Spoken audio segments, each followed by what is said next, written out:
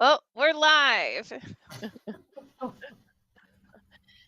So welcome everyone to Run Wild with us. Ask us anything. I'm Lisa Kastner. I am here with Ben White, one of our phenomenal editors, and we are here with you most weeks, I'd say, on Thursdays between 5 and 6 p.m. Pacific time, 8 and 9 p.m. Eastern time. And this is your shot to ask us whatever you want. So, for those of you who may not be familiar, Running Wild is a publishing company where well, technically we're a content creation, distribution, and licensing company, but we directly we acquire stories, we publish them in paperback, ebook, and audiobook.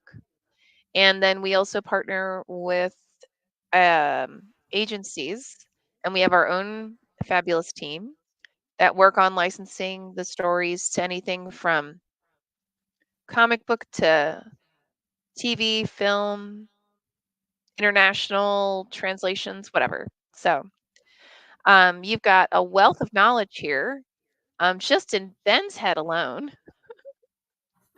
So if you want to, if you're curious about the publishing world or creative writing or pretty much anything, just go ahead and pop your question into the comments section. And typically, what we do is I'll read that comment and we'll then take turns on responding to those questions. And I see we now have Rod who has joined us. How are you doing, youngin? Oh, pretty good. I had a bad link or something, and I went to a black screen, so I had to go back and find my way back. Oh, well, welcome back. So, how are you guys doing this week? What's new and exciting?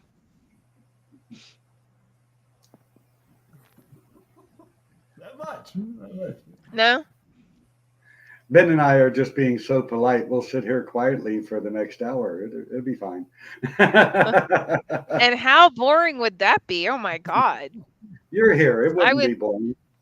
I would feel oh please. I would feel bad for anybody who's joined us, but uh I actually have some really amazing announcements to make, but I haven't gotten the green light yet to share. So as soon as I have the green light to share, I'll make sure that I share it on this platform. I think it's some stuff I think you guys are gonna really think are pretty cool. So Cool. how's your That's a good editing? thing. Yeah. How's all the editing stuff going? Oh, I'm I'm playing still. catch up I'm big waiting time. on. Go ahead, Rod. How are you doing? Like I said, I'm just playing catch up big Mm, time. I'm editing 3 novels.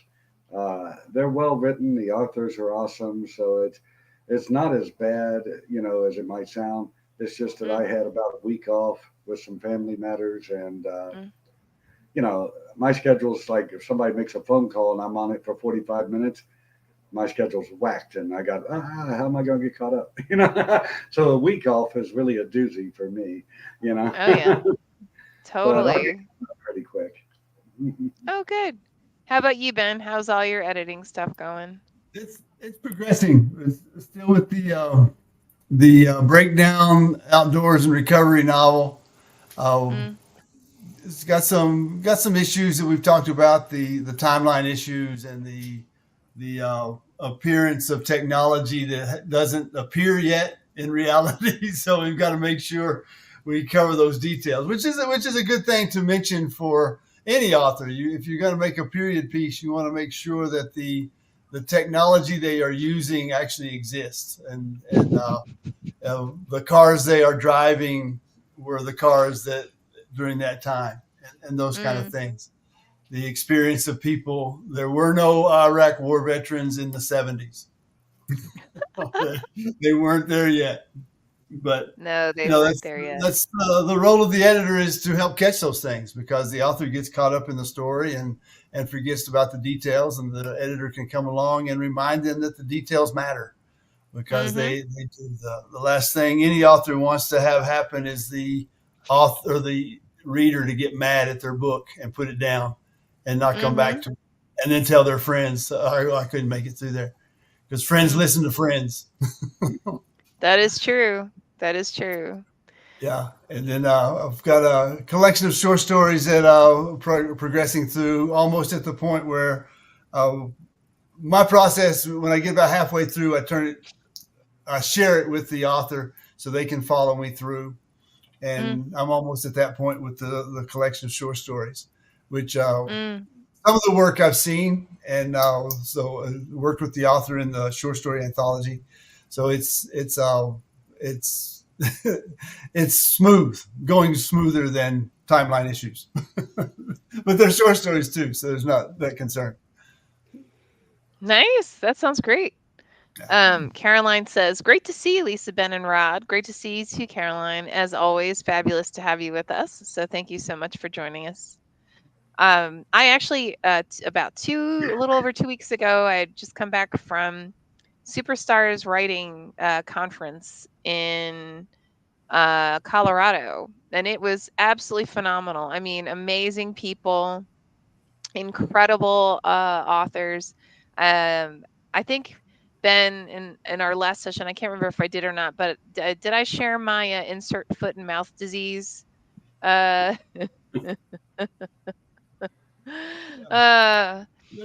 There's so many of them, though. There are. Well, in this instance, so the one of the founders of the Superstars Writing Conference is Kevin J. Anderson. And so for those of you who may not be familiar, Kevin J. Anderson is this huge best-selling, multi-million-dollar author. And he actually writes the Dune series. So not the original 2 Dunes, but the subsequent, the stories that are based on the same world as the original Dunes. And he kindly came over. We were in a social event, and he quite kindly came over to say hello. And he had made, he was like, being pithy, and commented, "Oh yes, looking forward to Dune 2 coming out." And I said, well, and he made some comment about Dune 1, right? The most recent films of Dune. And I said, oh gosh, I really hope Dune 2 is actually fulfilling, because Dune 1, like you just left it, right? Like it didn't, there was the viewer didn't get anything out of it. It was basically one big setup for Dune 2. And one of my other fellow authors and editors who was there went, "Oh, she doesn't know that you're the executive producer for Dune." And I said, "Yes, I do." To which Kevin kindly did not smack me upside the head. Instead, he just basically he looked like, let me think about that, and then we continued on with the conversation. So far, I haven't gotten any hate mail. I don't believe that there is a mass killer outside my door just waiting for me to leave my front door. But hey, anything's possible. But in my naivete, because when I saw Dune 1, I saw it because I live in Los Angeles, for those who may not be familiar, I saw it in the middle of basically a bunch of other people who are from the entertainment industry. And I think literally the entire room had the same takeaway of like, well, that was just one big setup for the follow-up film. Like there was no fulfillment. I didn't get anything, like I didn't leave feeling like, wow, that was, I just left that well, it was gorgeous. And so this is a whole bunch of backstory for what, So anyway, Caroline says, life is full of those hoof and mouth moments. So don't feel bad, Lisa. Great story. You know what? I have to admit, I am very proud of myself for not having as many foot and mouth disease moments as when I was a teenager. Because when I was a teenager in my 20s, it was just, I mean, if there is such a thing as a disease, I mean, I had it for at least, 15 years of my life. So I don't know. Do you guys have any kind of like fun stories like that where you may have inadvertently uh not quite done as was expected?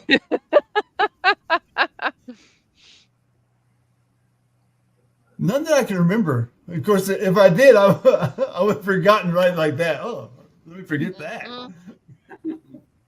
Like, whoops. Oh well. How about you, Rod? Think about that.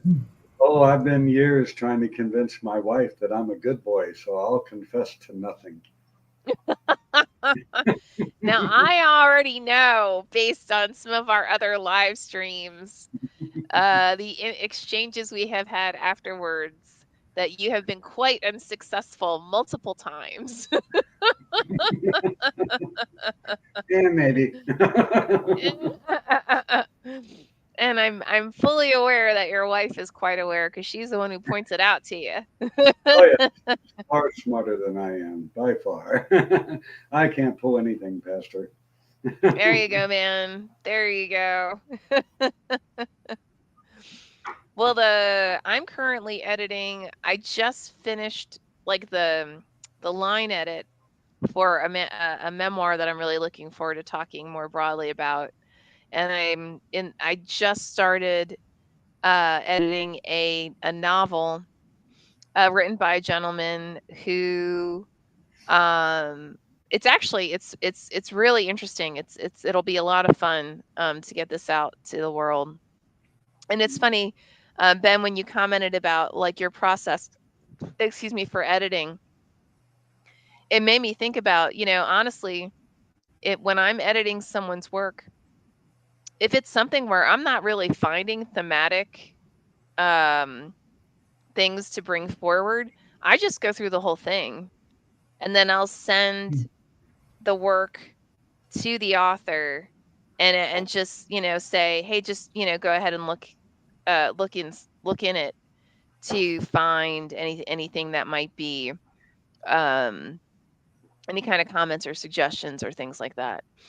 Versus, I'm also editing an epic fantasy, and she's has beautiful writing, but it the voice changes dramatically, and uh, it I ended up in times when like the voice changes a lot, or you start losing, like, so what is this story really about, right? Like, what am I supposed to be focusing on? And or there are different craft elements that um they need on a recurring basis. It can, it needs a cleanup. Then I'll read maybe, like, I don't know, 20-30 pages, and I'll say, you know what, we need to sit down, because I can't give you good guidance unless I actually understand what you're trying to do. Because if I understand what you're trying to do, then we can work on that moving forward, versus me interjecting what I think it should be, you know. So, and in this case, it was really great because it gave me a chance to sit down, and the suggestion I gave to her is, I want you to go through and highlight for you what the top story is, right? So, what's the primary story that you're sharing in this novel? So then that way you can see how much of what you're actually conveying is the core story, and how much of it is either like side comments, or description, or some third thing. Because a lot of times when people are writing like big stories, right, things that it's like a big world, they'll get really, really, really into a side story that for them it's important, because it's like this is something that it helps create and develop a character. and that's a very important character in the story. But they don't realize when they're doing it, they just took the reader off on a tangent for like 20 pages. And the reader's going, what the fuck? Why am I here? What does this have to do with anything?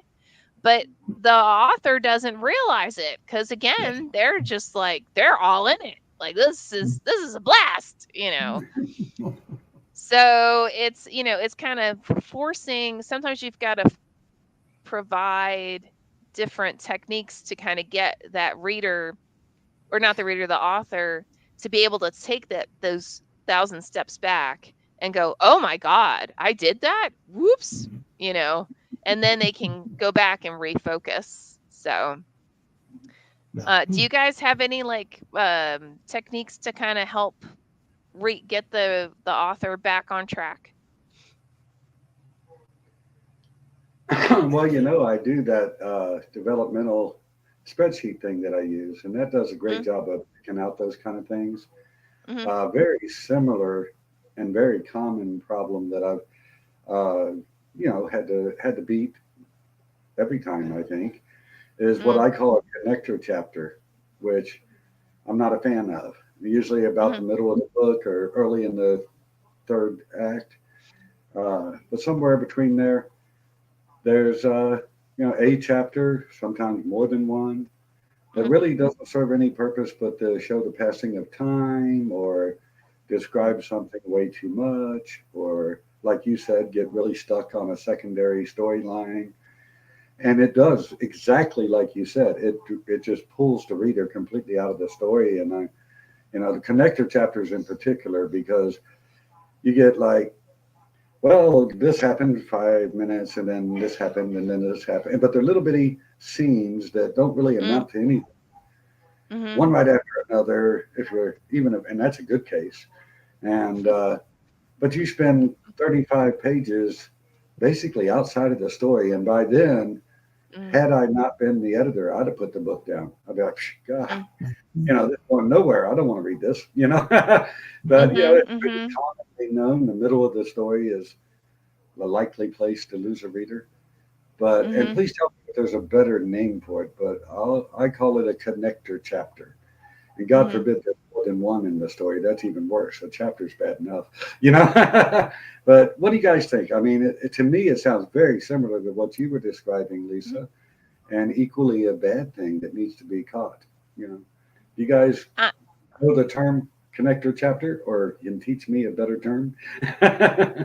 No, I mean, I think that works. Yeah, it works. I mean, it's funny because it's like I can emotionally feel the weight of the chapter as I'm reading it. It's like you can feel time slowing down because you're like, why are we here? Like, what is the point of this? I don't always find it, but to your point, a lot of times it's almost like, and I think every storyteller experiences this as they're creating the story. You hit a point at least once where you're like, okay, what's going to happen next? And and you kind of sit there like, I don't know. And it's like that's the chapter where they're thinking it through, right? Like they're figuring out what's the next thing. And so, but they don't realize, especially if someone free writes instead of plotting. And I don't want to make that sound like I'm against free writing. I honestly believe nobody, even people who claim that they're big plotters, they actually free write as well. It's like they just have this plot that they use as a baseline, because then once you actually start getting into writing whatever it is, the characters start basically telling you, I wouldn't do that. I'd do this, And that's very, very, very, very, very, very, very common, And again, even if you plotted it out, and and rewarding when your characters take over, you just got to listen to them, and that's the rewarding part. So you tell me where you're gonna go. I had no. Oh, you're gonna go there. I didn't know there. Yeah, like I had no idea. So that plan. Yeah. Now, then you have to remember to go back and relook at Yeah. your plot to see, like, do these points actually make any sense anymore? But that's another one too, is that um, another job of the editor is when you go through it and you realize, wait, this voice just dramatically changed. And that's how you can oftentimes tell when the author, they allowed their characters to go off, but then they never actually reassess the rest of the story to see if it made sense. And when they don't do that and they do purely stick to the plot line that they had originally created, you can hear it. Like that voice change is it's dramatic, Yeah. What So, really stinks for me is when you have to eat a big slice of humble pie. mm, And here we are talking about these issues that are very real, right? mm, And, I get paid to do it. So I guess I can call myself a professional editor now. I don't mhm, know. But you know what really stinks? When you find these exact problems in your own work. I mean, I'm reading along and I'm like, what did I do? Living mhm. proof that even an editor who's a writer needs an editor Oh because yeah. you won't catch it's hard to catch your own mistakes. It's really hard to do. I Mhm, look at someone else's work, I'm editing somebody else's novel. These things jump right out at me. Boom, mhm, boom, boom. I look at my work and somehow my mind says, it's pristine. Don't worry about it, Rod. And it's full of messes. And it's a big slice of humble pie when you think you know what you're doing and you realize, shit, I'm as messed up as everybody else. Just get to work, mm. you know? Well, I'd say just from Ben and I working together for, good Lord, it's been what, 6, 7 years now? Years, I think. Uh, Yeah. yeah. I think Maybe Rod, we 8. definitely maybe is it 8? Oh my It God, might yeah. be. It's 2024 already. It may be. Holy crap. Wow. I'm sorry. um But I know from working with Ben, and there are certain editors that I can reach out to you and toss something by and and just say, is this stupid or is this does this make sense? And um, Ben, Peter, and I have been that um, sanity check, I guess you could say, for each other. Yeah, for like 8 years now. Wow. 'Cause- and it's great because a lot of times it's and again, the advantage though of being an editor, that like the longer you're doing it, the more, even if you're not entirely sure what's effed up in this section or whatever, there's something effed up, right? So it's like you can intelligently go to another editor or someone who's just a great reader, right? And ask like, hey, this isn't quite reading right for me. This is what I think might be goofed. Can you look at it and what's fabulous is, especially when you have amazing either editors or readers in your life, they can confirm it or they can crystallize whatever it is that you have, like that little voice in your head's inferred, and they can come back and go, yep, that's exactly what you did, goofball. Now, I want to reiterate something you said because I think it is so valuable to any writer out there.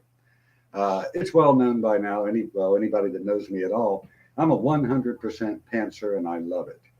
Mm, I'm pretty sure it would apply to plotters too. But I want to reiterate Lisa's golden words only a moment ago. I'm going to say them again. Listen to your character. mhm, Boy, that's valuable, and especially if you're a pantser. I recently wrote a short story.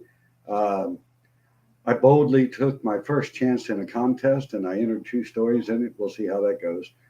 mhm, And the prompt gave me a girl and an alley. That's it. okay. So I sat down and started typing. Mm, Had I not listened to my character, that would have gone nowhere. I mean, you're in an alley. Okay. mm, You know, um, I think the story turned out really good, and it's entirely her doing, not mine. All I Mm, did was type as quick as I could to keep up with her, you know. mm, And I say that all the time, and maybe it sounds a little silly, but it is so worthwhile to do what Lisa said and listen to your characters. Because if you, as the author, try to force it, like this knight must go over here with his sword.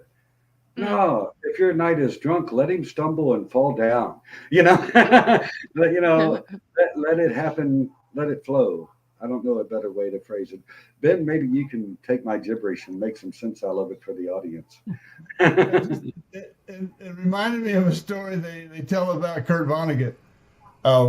When he when he got a job as a sports writer, and they told him to go to the racetrack because there had been an incident where one of the racehorses had jumped over a fence. And so he sat down and he was supposed to get this column of news about this event. And he would type something and not like it, wad it up, throw it away, wad it up, throw it away, wad it up, and throw it away. And he finally just said, the horse jumped over the effing fence and quit. And just walked away from the job. He said, Like, that's it. That's what happened. Sometimes awesome. you just have to let your characters tell you what's happening. And, and going back to the other discussion, if you come across a passage that is not adding value to the story, and it could even be, okay, that's entertaining. It's a sidebar, but it's entertaining. That's still adding value to the reader. They may enjoy it, but they've got to know that it still fits within that story with some kind of value.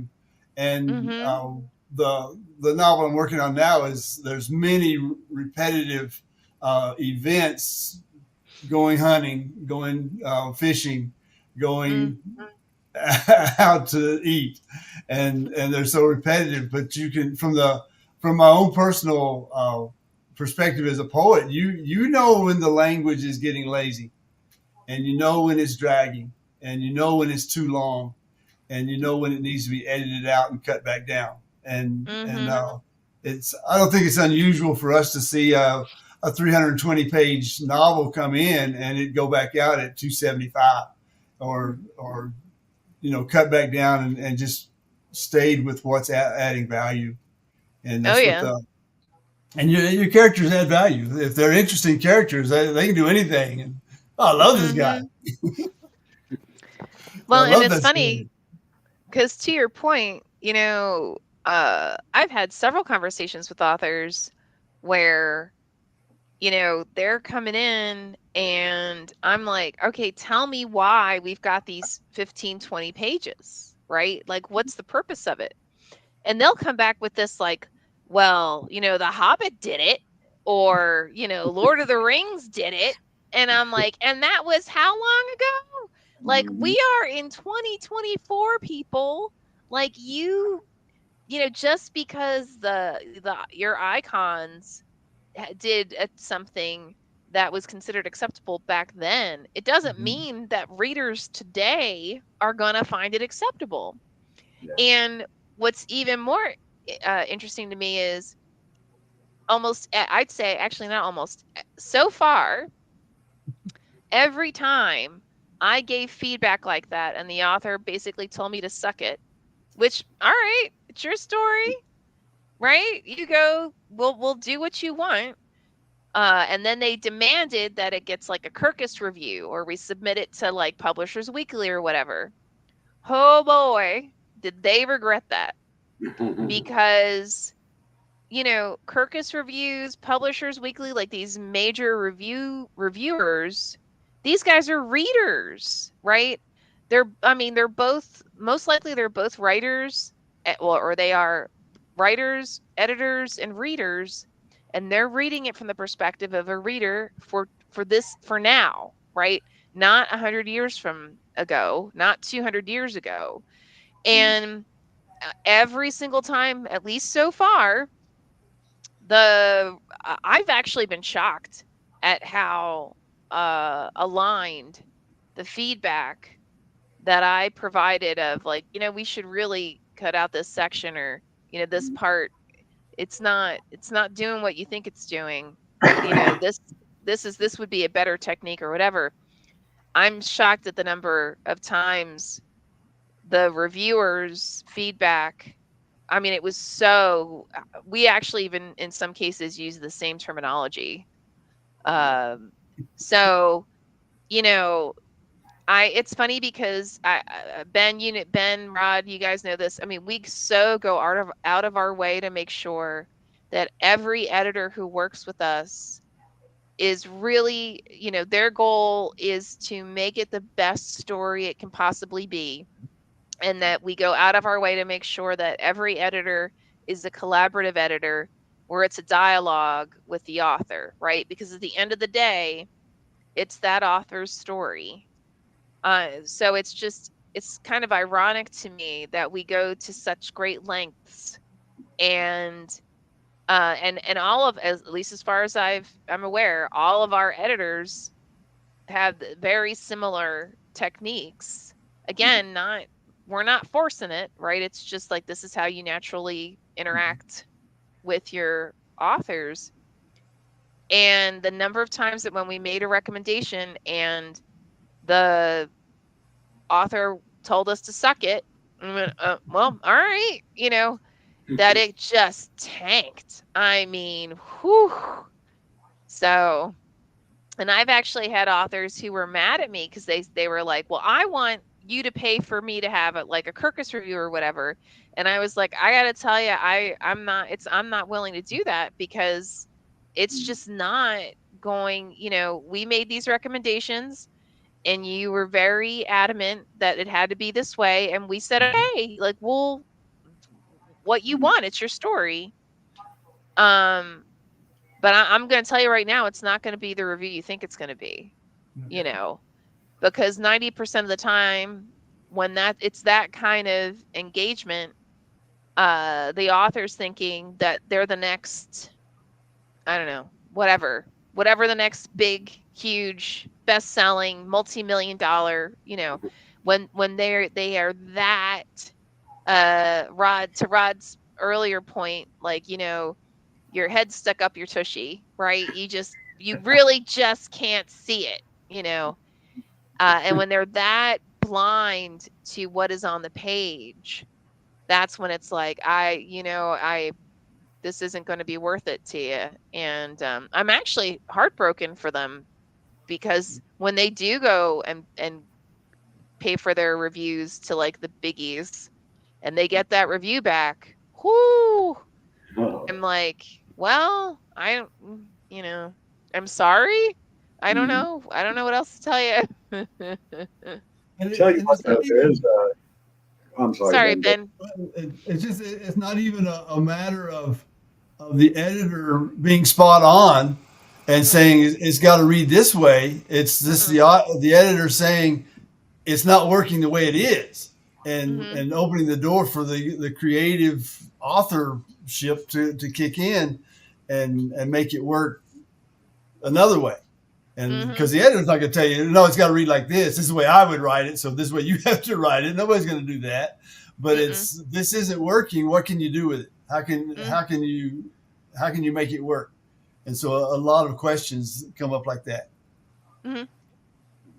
Rod, what were you going to say?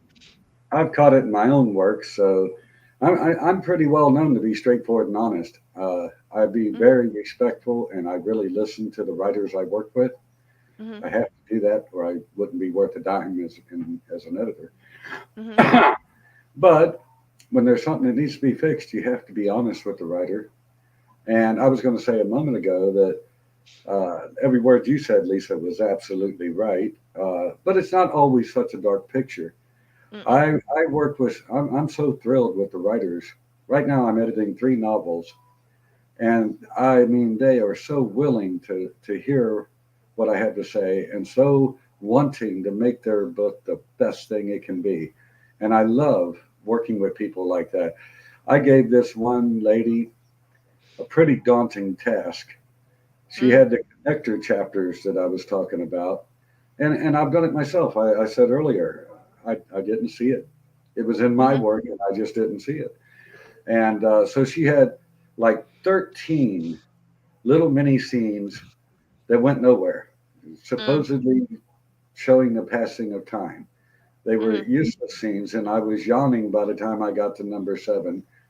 And like I said, ready to put the book down before I mhm, got to 13. And so I gave her the horribly big task because during these 13 scenes, we switched from an alternating POV to an mhm, omniscient POV, completely different way of seeing the story, and it didn't work. And then you mhm, also had the 13 scenes that meant nothing and about 70 pages that were just, there's no way it was going to work. mm, So I asked this wonderfully kind and cooperative and friendly, and I will add, extremely talented writer.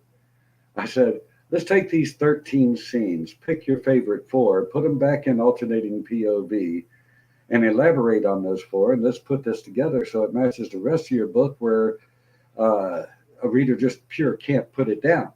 mm, And her response was, okay, I'll get that done. I was like, now that is a dedicated writer willing to go to work because what you guys know, what I just described is a heck of a lot of work. And mhm, she was right on it. She's like, no problem, I'll get this done. And so, there certainly are those writers that say, I'm perfect, Lisa, do it my mhm, way or not at all. And I applaud you for sometimes saying not at all. And but there are also, and I bet both of you have examples, writers who so want to do well, and they really are willing to hear their editor and understand. And sometimes it takes a little back and forth. And I will say they made me understand sometimes where, mhm, yeah, I didn't quite get it, And but that back and forth, that collaborative thing that you say all the time, oh, is mhm. an absolute must.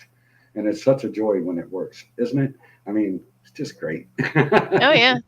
I mean, I'd say the majority of the authors that we work with are much more of what you described, where either, they come into it and they're like, all right, I'm on it. Or, you give them the feedback and it's like, okay, I know I just gave you a lot and I don't expect you to come at it out of this saying, like, I have a solution to everything. I just want you to take it and go, think about it, right? And try and look at it from a different perspective, and then if you want, we can talk, and if you don't want to talk, you want to just do, then do, right? But um yeah, the majority are really fabulous to work with, so.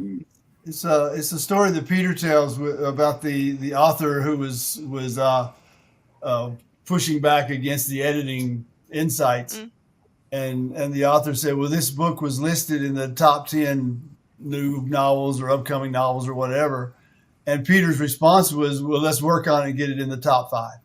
mhm, And that's hard to argue against when you're working with mhm. somebody like that, to say, let's make it the best it can be. Why top 10? Why stop there? Let's get it in Right, the top 5. exactly. And what's ironic to me is, a couple of Peter's had a couple of authors who were like, basically, suck it, right? Like, look, I'm brilliant, and I just know I'm brilliant. Now, what's ironic about this is these are actually authors who requested Peter. Like, no joke. Because they knew he was the editor for, like, he is Curtis Smith's editor, period. Right? He always works with Curtis. He was the very first editor that Curtis worked with us, and he has had every single book we have put out with that combo of Curtis and Peter has either been a starred review and or named among the best of the year. Boom, right? So, these authors will come in and they'll know, about Curtis, or any of the number of amazing books that Peter has edited, and they'll say, I want Peter Wright. He has to be my editor. And I go, okay. And so, you know, it's surprising to me when, either actually not just Peter, but any one of our editors, right? When an author comes in requesting, like, hey, I read these books, I want the editors, I would love one of the editors for one of these books, and which honestly I adore when that happens, because to me that demonstrates that they really are paying attention to the work that we're putting out, and they actually submitted to us intentionally. Like, this wasn't just like, I'm going to submit to every publisher I see in Submittable. You know what I mean? Which I'm guilty of as well. Like, I'm, just owning that. But it's, when they come back and they have well, I had already edited it. And I'm like, well, then why'd you ask for somebody? Like, or why didn't you just go to, go self-publish? Like, there's nothing wrong with that. The publishing world today has changed so incredibly dramatically. I mean, I remember when, if you self-published, that was like a huge no-no, right? I mean, that was just considered incredibly unprofessional. And now it's so incredibly common for hugely successful authors to have self-published at least the first, if not first few of their own books. And it's because they're building a fan base, right? And they're building readership, and maybe they published what they wrote wasn't something that was considered mainstream at the time, So it's interesting to me. And the same thing with small presses, like that. It used to be like well, you can only get a deal with a small press, right? The big guys, they didn't want you. And now, I mean, there are tons of authors who they're just going, they don't want an agent. They don't want go with a big house. They're very blunt about the fact that they're really just looking for a smaller mid-sized press because they want that intimacy, and they want to feel like they matter, right? That it's not just like a cha-ching, right?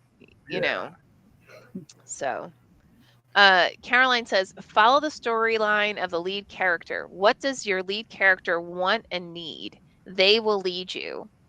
I agreed.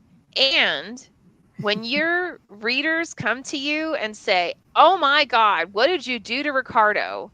That's got to tell you did some pretty awesome stuff with a sub-character, and you may want to pursue additional plot lines in the future with that character, because people are digging it. So, or don't kill them off, Lisa, so you can have a sequel. Okay, so here's a funny author editor story. So Ben's my editor for the Cure series. And so when we were editing Family Pack, which we hadn't named yet, which will come out this October, I think we were about you were about 10, 15 pages into editing. And Ben is texting me, emailing me, you better not kill off this character. I will not tell you what character, because God damn it, I like this character too much, and here's all these things that we could do with him in the future, and it's like, da, da, da, da. I was like, holy shit. And I'm like, so I'm emailing back, don't worry, we're not killing him off. I had no intention of killing him off. It was her idea the whole way, which is good. Oh, yeah. Now, I think it was both of us. I mean, I really hadn't killed him off. But no, there is, to your point, there is a plot line in Family Pack that it's all Ben. So, no, it's true. Because he was like, you better do this. Characters inserted into your book. I don't know. This is a character that was in the first one. So, now, at some point, I'm sure I'll start doing what every other horror, thriller, magical realism, any kind of story where someone dies, I'll start putting out there like benefits where, if you sign up, then I'll name a character after you, but they're gonna get dead. So, Ben, you need to do that. You need to do that in your narrative poems. We need to start putting in characters that, magically end up dead.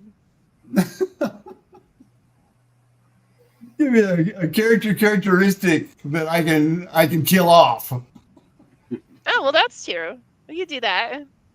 Yeah. Yeah. Wow. So we only have 15 minutes left. Wow. For anybody who's watching and you're like, who the hell are these three maniacs?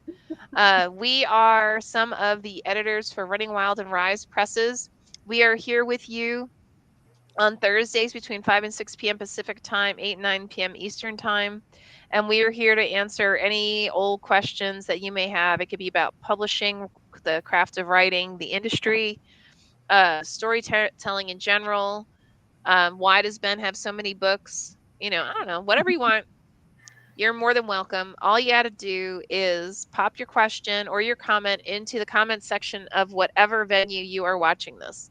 So we are typically on Facebook, LinkedIn, YouTube, Twitter or X, and Instagram.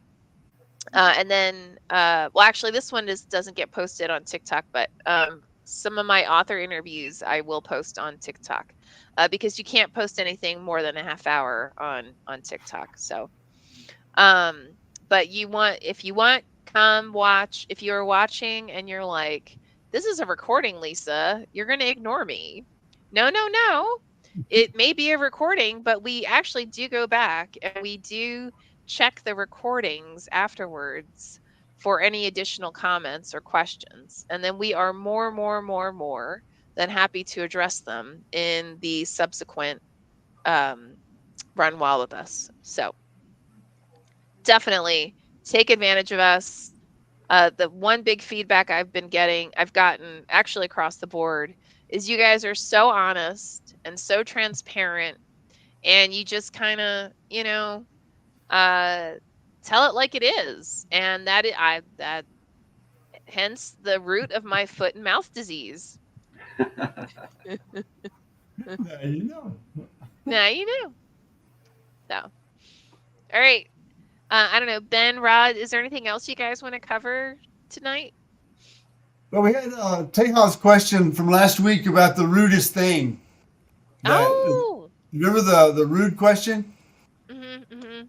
I don't know if Tejas with us tonight, but I don't think he is. I don't think so. So what was that question again? Now I have to look it up. The rudest thing that ever happened to you, maybe, or? Well, if it's the rudest thing I've ever done, there's far too many for us to even. I waited for 10 minutes to go just to keep you on time. Yeah, I think it is. I think it was. I'm having connection issues. I think it was, what was the rudest thing that ever happened to you? But can I get to it here? Wow, I get a lot of emails.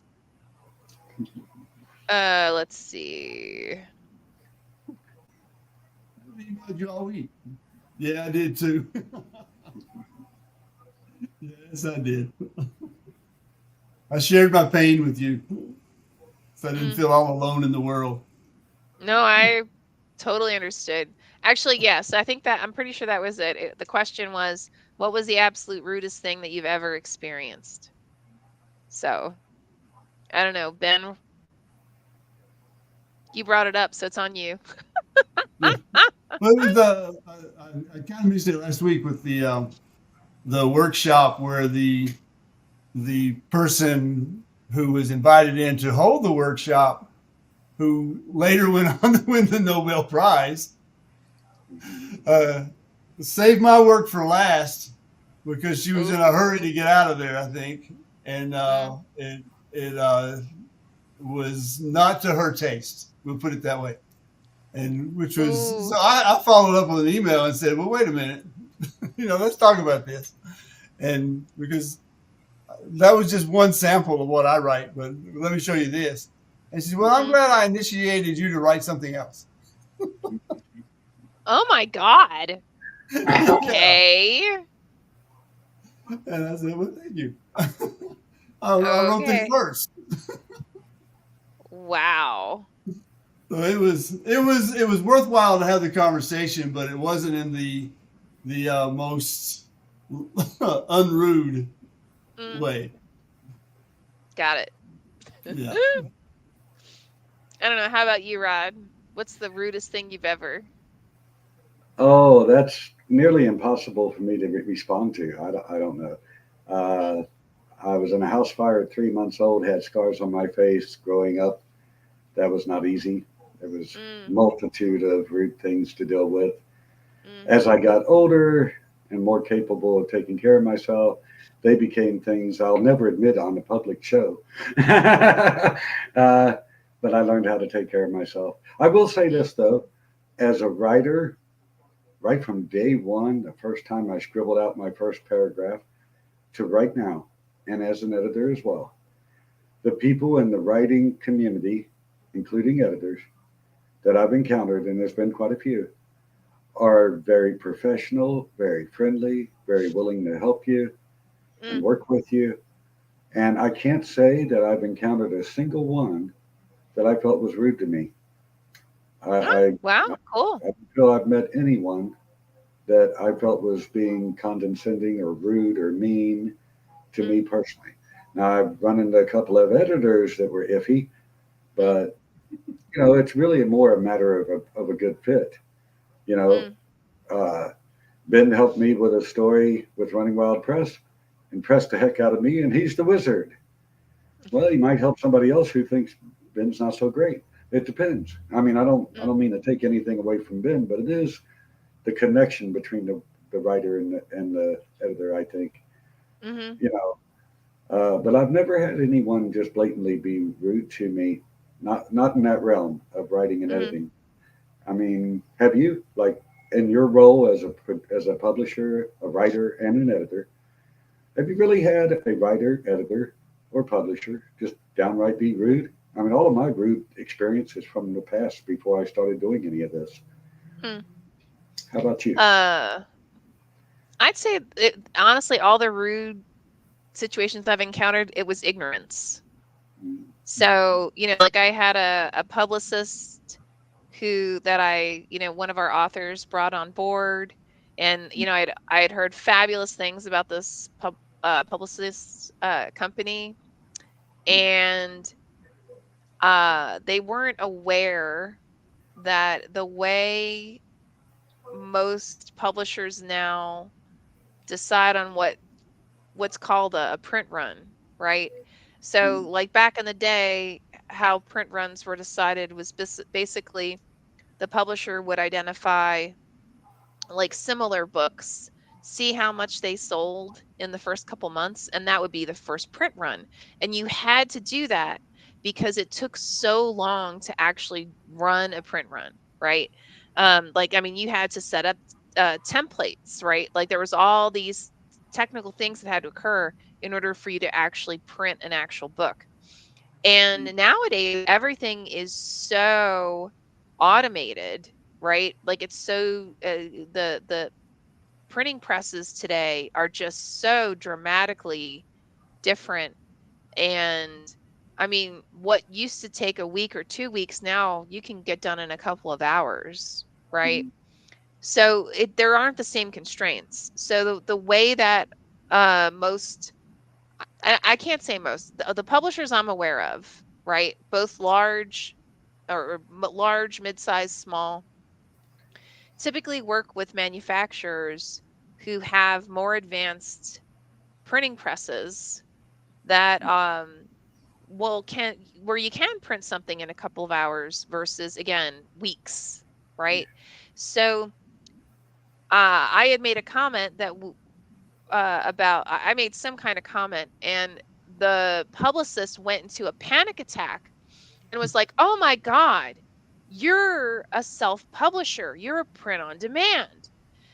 We can't, I don't know if I can sell this stuff." And I came back and I was like, "Okay, I don't know how we got here, but I think we don't understand how publishers today decide on, oh, because they were asking about what's our standard print run.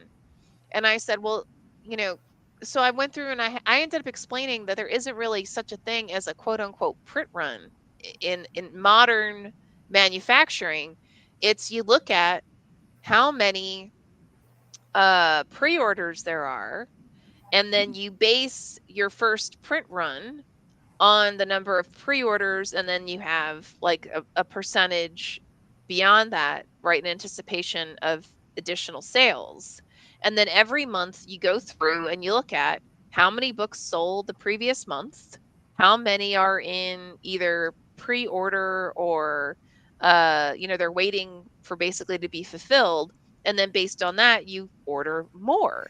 So it's ended up being like this 3-page long email of me explaining the business of the publishing industry to a publicist who has been around for a really long time, right? So I am sure that her and her team thought I was the biggest jackass on the planet. And I was just sitting there going, I have no idea how we even got into this panic mode, of you freaking out. But, let me try and explain to you how the world works. And I can't believe I'm explaining to you how, things work. But pretty much every like rudest moment in the storytelling industry, I guess you could say, that I've experienced, it's been stuff like that. Mhm. Yeah. And or like, so like, or I'll go to conferences and I actually think this is cute, which is probably sick.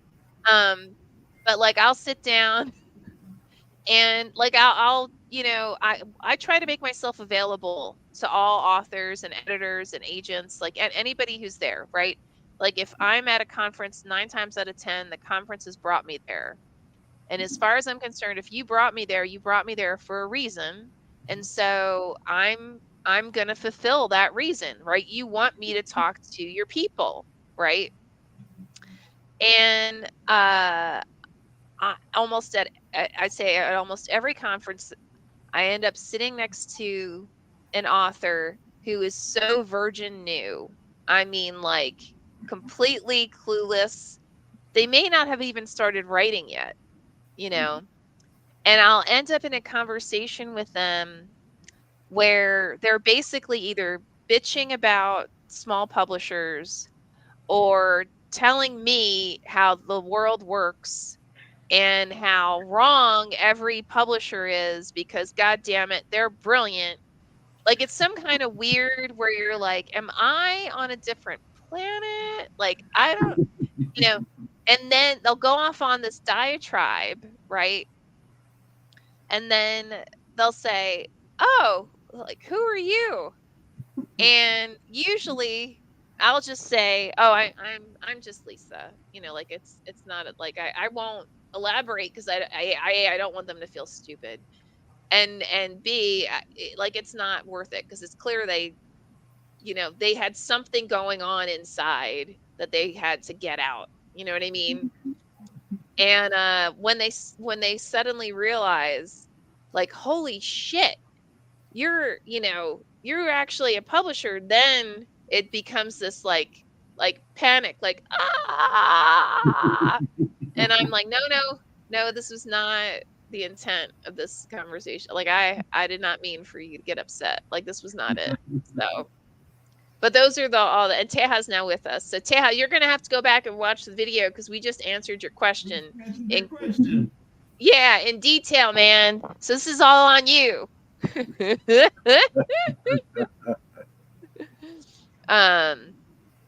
But to Rod, to your point, in other areas of my life, I've got hundreds, if not thousands, of rudest moments that I will just I selectively remember.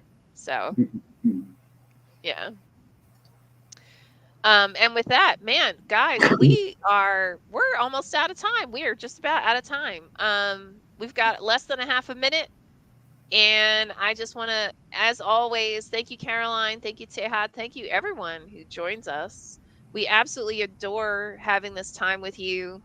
Love your feedback. Love your questions.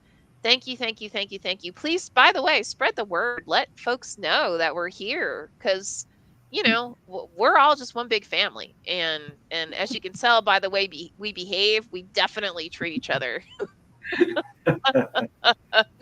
We do treat each other in that capacity. So, Oh, Ben, that's the Rod, rudest thing. I have a new rudest thing now. uh-oh. I don't know, man. Wait, I can't be your rudest thing. You just reminded me. All right. So hurry up. Tell me, what was your rudest thing? No, it was you. Oh, it's me? Oh, all right. Well, that's fine. All right. Well, now that I'm the rudest thing, bye guys. We'll see you next week.